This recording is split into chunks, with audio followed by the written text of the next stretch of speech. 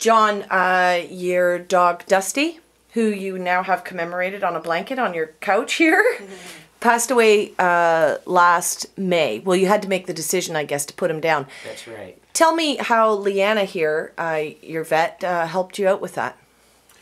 Well, it was very important to us that we have a vet that could come to the house because we didn't want to take him to the vet's office, or at least I didn't.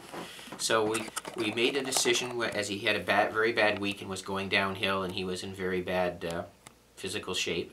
And we just felt it was almost cruel to keep pushing him on. I think he stayed alive because he loved us and not because he had too much left of life. So Lois was able to talk to Lianna, and she was able to come on a Friday morning around 10:30. And I came home from work, and Lois was here, and my adult children, my son-in-law and my daughter Elizabeth were here, and we set him on the couch and we pet him and we took him for one last very short walk.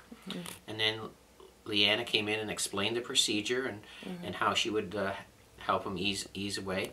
And then she administered the medicine, or put him to sleep, and then we just held him until he passed away.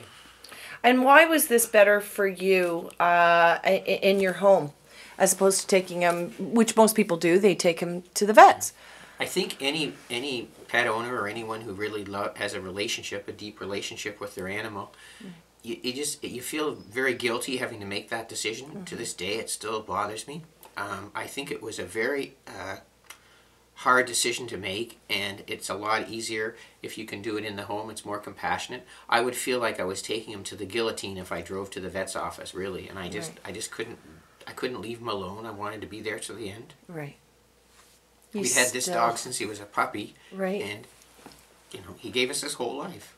Coming to look after Dusty in his final hours was actually a strong motivation for me to change the direction of how I'd been practicing medicine, especially in end-of-life care for pets, because I realized that it was a much more smooth transition, not just for the dog, but also for the family. And this is like his favorite little spot where he was, and he was comfortable, and he had everyone who loved him around him.